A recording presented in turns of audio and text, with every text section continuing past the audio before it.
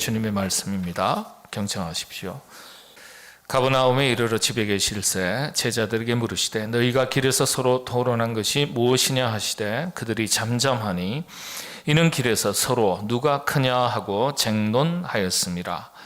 예수께서도 앉으사 12 제자를 불러 이르시되 누구든지 첫째가 되고자 하면 뭇 사람의 끝이 되며 뭇 사람을 섬기는 자가 되어야 하리라 하시고 어린아이 하나를 데려다가 그들 가운데 세우시고 안으시며 제자들에게 이르시되 누구든지 내 이름으로 이런 어린아이 하나를 영접하면 곧 나를 영접함이요 누구든지 나를 영접하면 나를 영접함이 아니요 나를 보내신 이를 영접함이니라.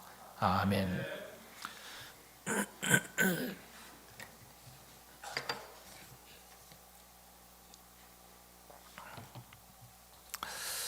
소크라테스의 제자가 누군지 아시나요?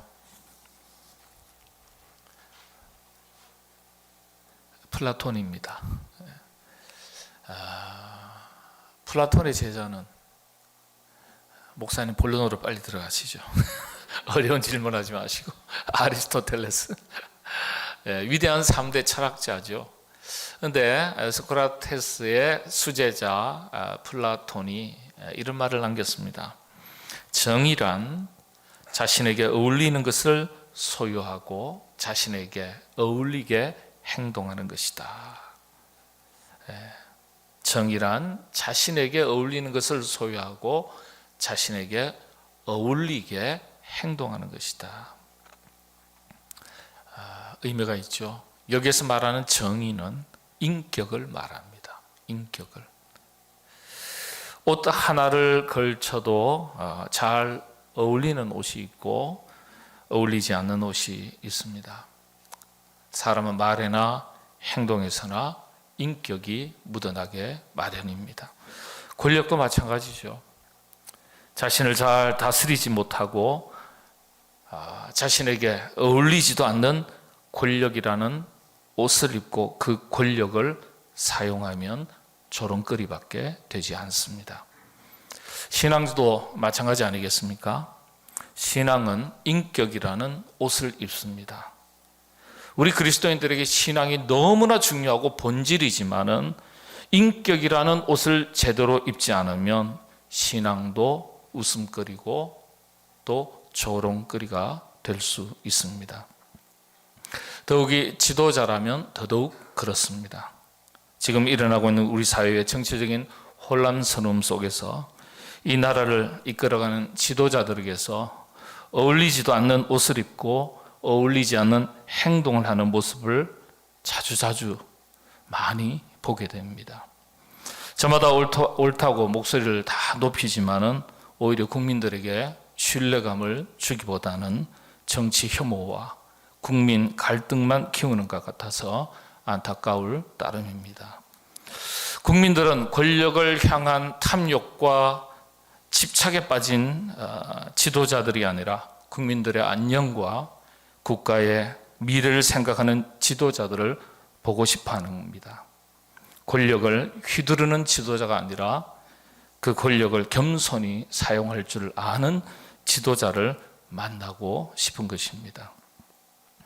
플라톤은 정의에 대해서 설명할 때 모든 정의의 기본을 자기 자신을 잘 관리하는 것이라고 설명했습니다. 자기 자신을 잘 관리하는 것. 또한 자신을 잘 다스리는 것이 가장 큰 권력이다. 이렇게 말했습니다. 한마디로 지도자는 자기 관리가 철저해야 되고 다른 사람을 다스리기 이전에 자기 절제, 자기 통제에 성공할 수 있어야 됩니다. 자기 자신의 감정이나 말이나 행동을 잘 다스려야 할 것을 의미합니다. 자기 관리에 성공해야 돼요. 우리가 기대하는 지도자의 모습이 이런 모습 아니겠습니까? 그런데 우리는 사회 정의에 대해서는 대단히 민감하지만은 개인의 정의에 대해서는 그리 민감하지 못한 것이 사실입니다. 우리 그리스도인은 개인의 정의로서 우리 자신부터 잘 다스리고 자기 관리에 성공할 수 있어야 되겠습니다. 정의에 대해서 다시 한번 생각해 보겠습니다. 정의라는 말의 사전적 의미는요, 사회를 구성하고 유지하기 위한 가장 기본적인 가치다, 이렇게 말합니다. 사회를 구성하고 유지하기 위한 가장 기본적인 가치. 쉽게 말씀을 드려서 정의는 사회 질서를 말하고, 이 사회 질서는 법을 말합니다. 합의된 사회 질서가 곧 우리가 아는 법입니다. 요즘 우리는 옳고 그름에 대한 기준이 되는 이 법 질서조차도 흔들리는 것을 보고 있습니다. 서로 자신들의 유익과 유불리에 따라서 법 해석을 다르게 하는 것을 보면서 그렇게 우리가 생각하는 것입니다. 하루속히 이 혼란스러움이 해소되고 사회정의 곧 법 질서가 바르게 세워지고 지켜지면서 평온한 사회가 될 수 있기를 소망합니다. 이를 위해서 우리 모든 그리스도인들이 함께 기도할 수 있게 되시기를 바랍니다. 권력은 부자지간에도 나눌 수 없다. 우리 옛말에 이런 말이 있죠. 권력은 부자지간에도 나눌 수 없다. 권력에 대한 인간의 탐욕과 집착이 얼마나 강한 것인지를 설명하는 말이라 하겠습니다. 작은 권력 하나라도 잡아보고 싶은 것이 인간의 욕심인 것 같습니다. 이런 이야기가 성경에도 자주 등장합니다. 오늘 본문에서도 마찬가지예요. 오늘 본문은 제자들의 다툼 이야기입니다. 땅의 가치와 하늘의 가치를 비교하는 이야기로도 알려져 있습니다. 물론 제자들은 땅의 가치를 두고 다투었습니다. 이에 대해서 예수님의 가르침은요, 땅의 가치에 집착하던 제자들에게 하늘의 가치 기준이 무엇인지를 깨닫게 해주시는 말씀이에요. 세상의 기준과 하나님의 기준이 서로 다른 것을 깨닫게 깨우쳐 주시는 거예요. 어떤 점에서 그런지 한번 살펴보겠습니다. 예수님과 제자들이 가버나움에 도착을 했습니다. 오는 도중에 예수님께서 제자들에게 도착한 다음이죠. 그런데 오는 도중에 너희가 길에서 서로 토론하는 것이 무엇이냐 이렇게 물으셨어요. 토론한 것을 사실 물으신 게 아니에요. 제자들이 어떤 일을 놓고서 어떤 주제를 놓고서 서로 다툰 것입니다. 이걸 아시고 주님께서 제자들에게 왜 다퉜냐 이렇게 책망하시듯 물으시는 거예요. 어떤 것을 놓고 다퉜을까요? 뭐 때문에 다퉜을까요? 싸움에도 가지가지 이유가 다 있지 않겠습니까? 오늘 본문 잘 읽어보셨으면 아시겠죠. 서로 누가 크냐 하고 쟁론하였습니다. 아주 고급스러운 부드러운 완곡한 표현으로 쟁론했다 그랬죠. 원문 보면 다퉜어요. 수준 떨어지게 다퉜어요. 싸움박질하는가 소리 막 치고 이런 거예요. 그걸 보신 거예요. 예수님께서 서로 자기가 우선이라고 다툰 거예요. 좀 더 원색적인 표현으로 서열 싸움 한 겁니다. 서열 싸움은 개나 짐승이 하는 것인 줄 알았더니 사람도 서열 싸움 하는 거예요. 내가 먼저 부름을 받은 것 아니냐? 무슨 소리냐? 내가 나이를 먹어도 당신보다 내가 나이를 더 먹었다고. 일을 해도 내가 더 많은 일을 하지 않았냐? 그래서 공을 인정받아도 내가 먼저지. 당신이 한 게 뭐 있다고. 상을 받아도 내가 먼저 아니겠냐? 나중에 자리를 맡아도 내가 우선이지. 이런 말들로 서로 싸운 거예요. 누가 더 크냐? 누가 먼저냐? 누가 공이 더 크냐? 누가 먼저 대접받아야 되느냐? 누가 더 높은 자리에 앉아야 되느냐? 이거 가지고 싸운 거예요.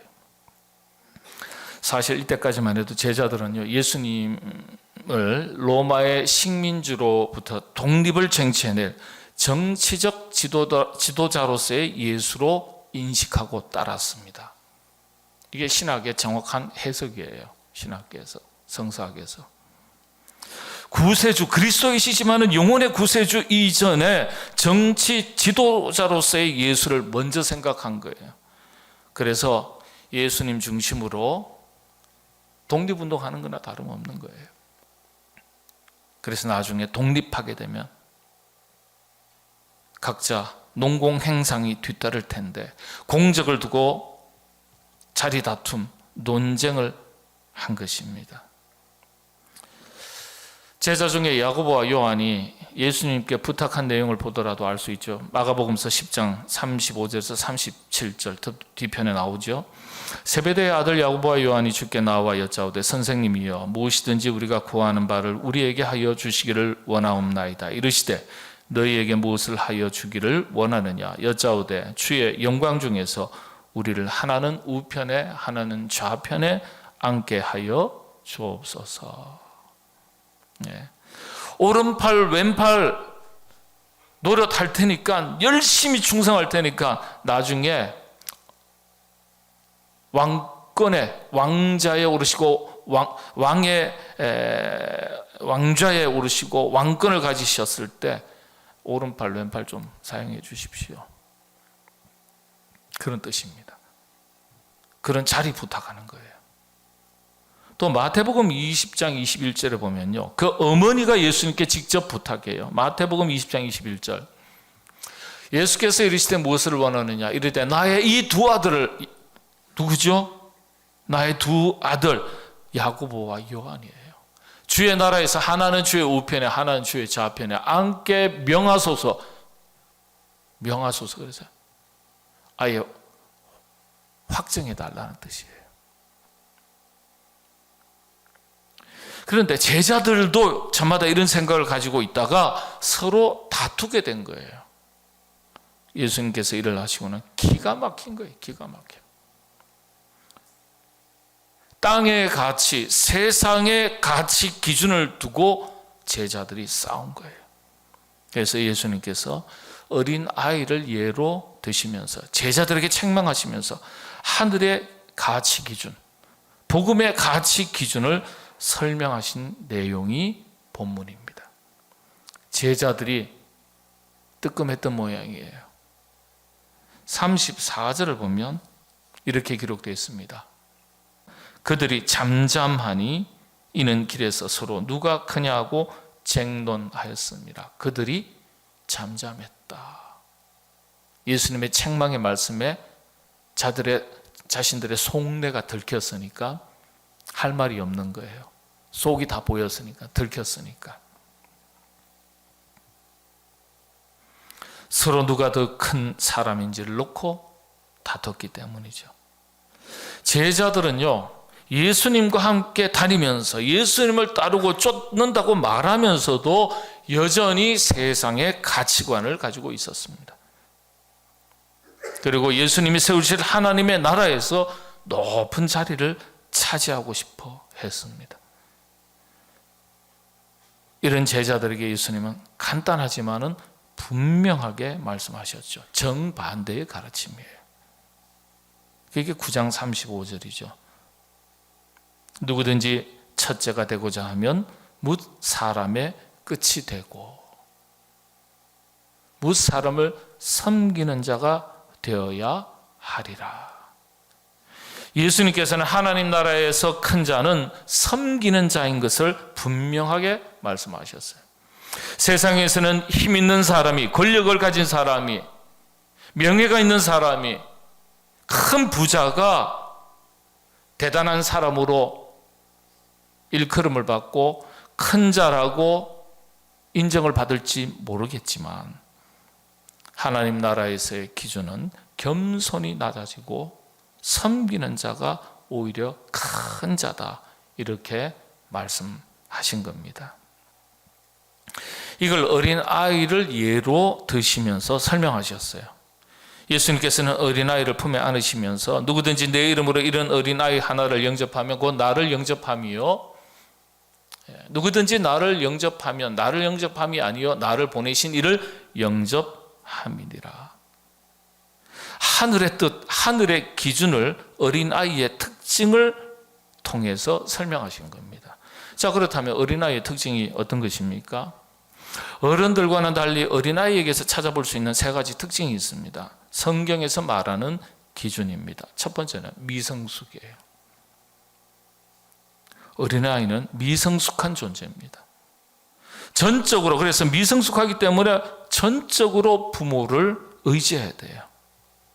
대단히 의존적이잖아요. 어린아이는 자기 자신이 스스로 무엇 하나를 해결할 수 없는 의존적인 존재예요. 전적으로 부모를 의지할 수밖에 없는 거예요. 이처럼 주님을 전적으로 신뢰하고 의지하라는 메시지입니다. 권력에 의지하지 말고 주님을 더욱더 신뢰하고 의지하라는 뜻입니다. 인간은 강한 것 같지만 대단히 연약한 존재입니다.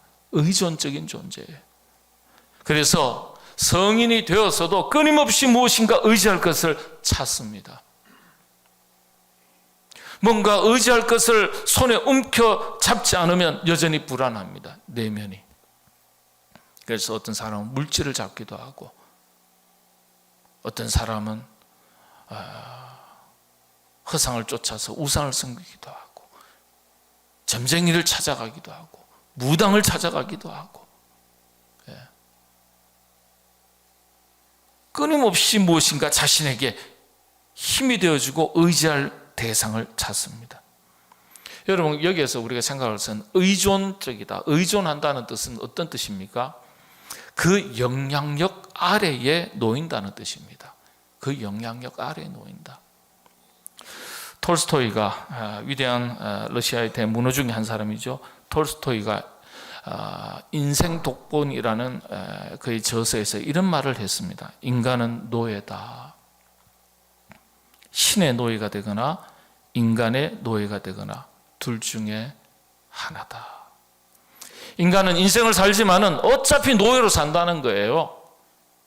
신의 노예가 되거나 인간의 노예가 되거나 둘 중에 하나다. 한 평생을 살아도 어차피 노예라는 말이에요. 당장 들으면 말도 안 되는 기분 나쁜 표현이라고 할지 모르겠습니다. 그런데 의미가 있어요. 여기서는 제도적 신분상 노예를 말하는 게 아니에요. 절대적 대상의 영향력 아래에 살아간다는 뜻입니다. 어떤 대상의 영향력 아래에 살아간다는 뜻입니다. 그게 하늘의 가치, 신일 수도 있고 세상의 가치, 땅의 가치일 수도 있다는 뜻입니다. 어쨌든 그 영향력 아래에 살아간다는 뜻입니다. 맞는 말이죠. 우리가 모두 자유인인 것처럼 살아도 우리는 무엇인가에 얽매여 살아갑니다. 이걸 그렇게 표현한 거예요. 어떤 사람은 물질에 너무 얽매여 살고요. 물질의 종로로 타는 거죠. 노예가 된 거예요. 어떤 사람은 자기 자신의 자존심에 얽매여 사는 경우도 있고, 어떤 사람은 자식에 딱 얽매여서 가치 기준의 1순위가 되어 있는 경우도 있고, 어떤 환경이 될 수도 있는 거예요. 직장에 얽매여 있는 거, 먹고 있고 사는 생업의 문제 때문에 얽매여 있는 사람도 있고요. 무엇인가 나로 하여금 얽매이게 하는 것들, 그 영향력 아래 살아가도록 하는 것들, 이걸 그렇게 표현한 거예요. 하늘의 가치를 따르거나 땅의 가치를 따르거나 둘 중에 하나를 따라서 사는 걸 말합니다. 신의 노예가 되거나 인간의 노예가 되거나, 그런 뜻이에요. 톨스토이는 기독교인입니다. 3대 악체 중에 하나가 아시죠? 누구죠? 오늘 답이 다 나왔는데 3대 악체. 그렇죠. 소크라테스 아내. 좋을 땐 아내지만 안 좋을 땐 마누라. 그 다음 두 번째가 뭐죠? 톨스토이 아내입니다. 톨스토이가요, 아내가 엄청 괴롭혔어요. 그래서 나중에 떠돌다가 객사했습니다. 객사. 그 다음에 유명한 악처. 또 누구죠? 아브라함 링컨의 아내. 집에 들어가지 못하는 그 아내가 얼마나 바가지를 긁는지. 그래서 밖에 떠돌다가 수많은 사람 만나다가 대통령 됐다 그러잖아요. 이렇게 얘기하니까 목사님 4대 악처가 있는데 모르세요? 그래. 누구세요? 그래. 우리 집 사람요. 네.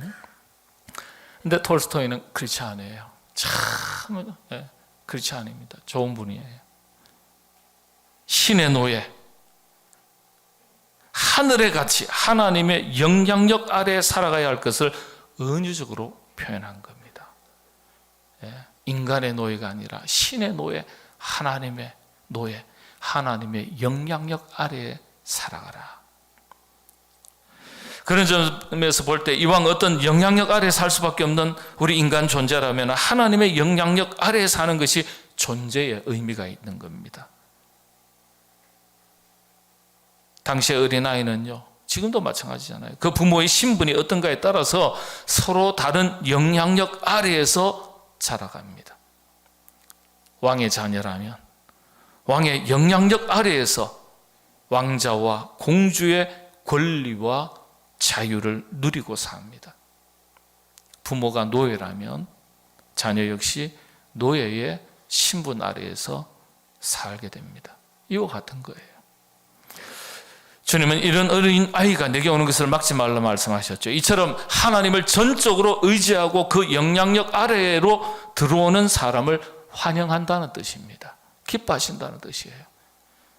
그래서 제자들에게 그렇게 잠시 쥐고 있다가 없어질 권력에 의존하는 자가 아니라 어린아이가 부모에게 전적으로 의존하고 살아가듯이 하나님을 전적으로 신뢰하고 의지하고 그 영향력 아래에 살아갈 것을 촉구하시는 말씀이에요.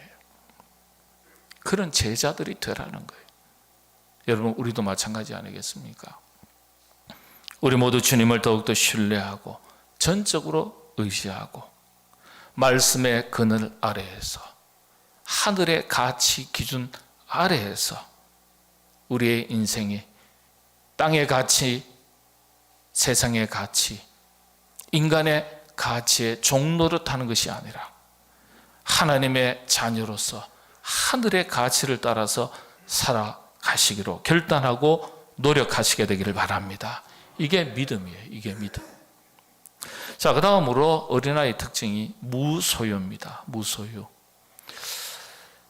이 무소유는 가난을 의미합니다. 성경에서는.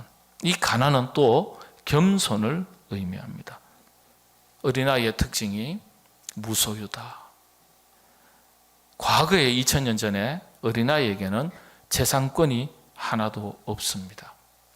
지금 보니까 제가 한번 조사해 보고 싶은데요. 미성년자가 어린아이가 아파트를 20몇 채인가요? 가지고 있다 그러죠. 예, 어린아이가 최고 부자 중에 하나가. 그게 본인 거겠어요. 부모가 그렇게 명의를 만들어준 거죠. 예? 근데 과거 2000년 전으로 돌아가면 아이에게는 일체의 재산권이 인정되지 않았습니다. 부모가 죽어서 남겨줄 유산이 있어도 아이의 소유가 되지 못했습니다. 그럼 누구에게 넘어갈까요? 그 죽은 아버지의 형제에게로 다 넘어갑니다. 그 아내에게 간다고요? 여성 역시 재산권이 없습니다. 남편이 죽으면 남편의 재산이 내 재산이 되는 줄 알았는데 아니요. 그 형제에게 다 유산권이 넘어갑니다. 지금 시대에는 말도 안 되는 법이겠지만 당시에는 그랬어요. 여성 역시 재산권이 없는 거예요. 그래서 남편이 죽으면은요, 여성은 비참해지는 거예요. 아들이 장성한 아들이 있다면 괜찮아요. 아버지의 유산이 아들에게도 넘어가니까. 또 그 아들과 함께 사는 어머니니까 괜찮아요. 그런데 아들이 미성년이에요. 그래 되면 유리걸식하게 되는 거예요. 몸종으로서 노동을 해서 먹고 살아야 돼요. 아니면 형제들의 끊임없이 도움을 받아야 돼요. 아내에게는 남편의 유산이 상속되지 않습니다. 미성년인 아들에게도 상속되지 않습니다. 여성들에게 참 억울한 시대였죠. 당시 어린아이들도 마찬가지였어요. 재산을 소유할 수 없는 존재였습니다. 이게 뭘 의미하는 거예요? 아무것도 소유할 수 없었던, 재산권이 없었던 어린아이가 나에게 오는 것을 막지 말라. 무소유. 이게 무슨 뜻일까요? 이건 욕심이 없음을 말하는 겁니다. 어린아이가 여러분 생각해 보세요. 욕심을 가져봐야 얼마나 큰 욕심을 가지겠습니까? 어린아이의 특징 중 하나가 탐욕에서 자유롭다는 점이에요. 탐욕에서 자유로워요. 아이가 욕심 가져봐야 아이스크림이에요. 떡볶이예요. 요즘 조금 더 좀 올리면 피자 정도. 요즘 모르겠어요. 옛날엔 짜장면이었어요. 옛날에는 호빵이었어요. 제가 초등학교 2학년 때 내 과목 시험을 봤는데 영어, 수학 이렇게, 영어는 없었죠. 수학, 국어 뭐 이렇게 네 과목 쳐서 100점 만점을 다 받았어요. 아버지에게 와서 자랑했습니다. 근데 아버지께서 야, 그때 처음으로 칭찬 들어봤어요. 우리 아버님 칭찬 잘 안 하시거든요. 과묵하시고. 그때 네가 원하는 게 뭐냐 물으시더라고요. 제가 그때 호빵 사달라 그랬어요. 아이의 눈높이가 그 정도예요. 무소유. 어린아이가 그래서 탐욕에서 자유롭다는 게 특징이에요.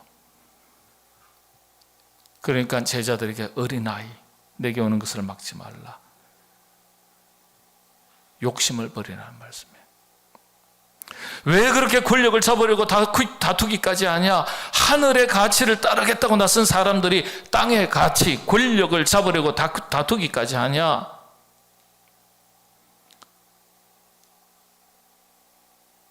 그렇게 나선 사람들이 그 욕심으로 다투다니 말이 되냐? 땅의 것에 대한 탐욕과 집착을 버리라는 말씀이에요. 제자들은 하늘의 것을 우선해야 된다. 이 점을 분명하게 보여주신 겁니다. 권력 욕심에 서로 다투던 제자들에게 욕심 좀 버려라. 세상 가치에, 세상 가치 기준에, 세속의 기준에 대한 욕심을 버려라. 이렇게 책망하신 거예요. 예수님은 어린아이를 통해서 무소유의 가치를, 의미를 말씀한 것이 아니라 욕심을 버리라고 말씀하신 거예요. 여러분, 욕심 버리라고 하니까 돈 벌 욕심 버리라는 거 아니에요. 열심히 땀 흘리고 수고하셔서 부자 되십시오. 그러나 그 물질의 종로로 타지 마시고 물질의 주인 되신 하나님의 뜻을 따라서 그 물질을 바르게 사용하세요. 그러면 종로로 타는 것 아니죠. 하늘의 가치를 따라서, 복음의 가치를 따라서, 주인의 뜻을 따라서 물질을 잘 사용하면 주인의 기쁨이 되고 우리 자신에게도 기쁨이 되는 겁니다. 조금 더 고상한 용어로 바꾼다면 좀 가난한 영혼이 되라. 가난한 영혼이 되라. 성경이 말하는 가난은 어떤 것입니까? 성경이 가난을 말할 때 항상 겸손과 연결지어서 설명합니다. 성경에서 가난을 의미하는 단어가 여러 가지가 있거든요. 히브리어에서 간단하게만 몇 가지만 제가 설명드리겠습니다. 아니라는 단어인데 이건 물질적으로 궁핍한 것을 강조할 때 주로 사용하는 겁니다. 그 다음에 에비온이라는 히브리어가 있는데 아주 이건 가난도 아주 뭐가 찢어지게 가난한, 예. 찢어지게 가난한 거 알죠? 아시죠? 저만 아나? 아시잖아요. 2층에도, 그죠? 예. 아주 극심한 가난을 사용할 때는 에비온이라는 단어를 썼습니다. 우리 구약 성경에서. 그 다음에 달, 이런 단어가 있는데요. 이건 이제 정신적으로 굉장히 약한 상태를 나타낼 때 또 사용하는 단어입니다. 근데 성경에서 영적인 의미를 담아서 사용하는 단어가 하나가 있는데 이름 꼭 알아두시는 게 좋습니다. 아나브라는 단어예요. 아나브.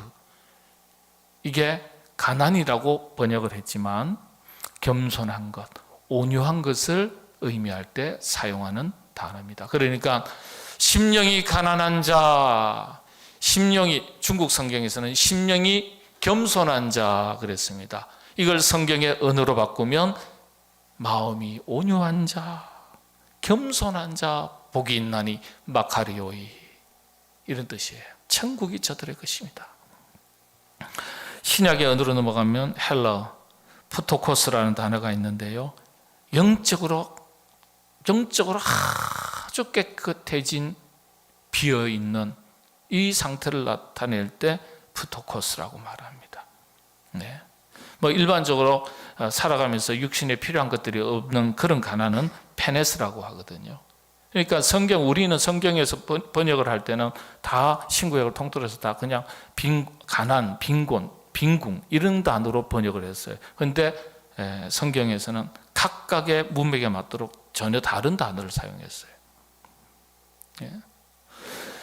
자, 그런데 이런 가난의 의미, 성경은 가난할 때 가지는 속성을 가지고 설명합니다. 사람들이 여러분들 일반적으로 가난하다 그러면요, 그 가난이 주는 불편함과 고통을 이기기 위해서, 벗어나기 위해서 절치부심 애쓰고 노력하고, 그렇죠? 그걸 벗어나려는 간절한 마음이 누구나 다 있습니다. 가난을 좋아하는 사람 어디 있어요? 벗어나기를 원하잖아요. 그 마음에 비유해서 그런 간절함을 가지고 하늘의 기준, 하늘의 가치, 복음의 가치를 찾고 구하고 그것을 따라서 살아가야 할 것을 말씀하신 거예요. 그런 간절함이, 하늘의 가치, 복음의 가치에 대해서 너희들이 그렇게 간절함이 있냐, 이런 뜻이에요. 이게 바로 영적인 가난의 의미예요. 우리가 영적인 목마름을 가진 가난한 영혼이 되어서 하늘의 뜻에 목마른 심령이 되어서 살아가야 하는데, 육신의 물질과 세상의 가치에 지나친 목마름을 가지고 살아가게 되면 그건 하늘의 뜻을 거스르는 것이다. 하나님의 뜻과 다른 것이다. 그런 뜻이에요. 그래서 땅의 것, 세상의 것에 대한 지나친 욕심을 깨끗하게 비우는 상태를 성경은 가난으로 설명을 했습니다. 온갖 욕심으로 채워진 마음을 깨끗하게 비우고 하늘의 가치로 살아가는 것이 보람 있는 인생인 것을 가르쳐 주신 겁니다. 바로 이 점을 예수님은 어린 아이를 예로 들어서 제자들에게 그런 삶을 추구하고 살아가도록 권하신 거예요. 자, 여러분, 우리 모두 우리에게 주시는 주님의 뜻으로 받고 우리 역시 세상의 온갖 욕심으로 가득 채워서 그 영향력 아래에 살아가는 사람들이 아니라 하늘의 가치, 복음의 가치, 하나님 기뻐하시는 뜻을 따라 하나님의 영향력 아래에서 살아가는 보람 있는 인생을 살아가는 저와 여러분, 우리 모두가 되시기를 바랍니다. 다음 시간에 세 번째 특징이 있는데 이건 조금 설명이 좀 더 길어야 될 것 같아서 제가 설교는 준비 다 했습니다만은 여러분들이 허락하시면 오늘 하겠지만은 그냥 제가 봐도 1시간 넘어가면 힘들어 하시니까 오늘은 여기까지 하겠습니다. 다음 주에 이어서 할 테니까 결석하지 마시고, 봄 되니까요, 봄에 나간 교인들 겨울 초입에 돌아오더라. 그냥 들로 산으로 다 나가거든요. 어느 선배 목사님은 겨울이 돼도 안 돌아오더라, 그렇게 말씀하시는데 어디 가지 마시고 주일 성수 잘 하시기 바랍니다. 기도하겠습니다. 하나님, 우리로 하여금 하늘에 속한 사람 되게 하셨으니 이 은혜에 감사를 드립니다.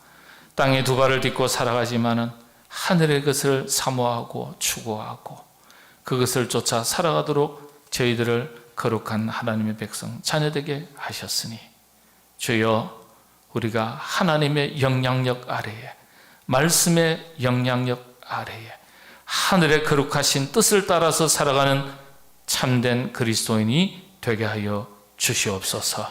예수님의 이름으로 기도하옵나이다. 아멘.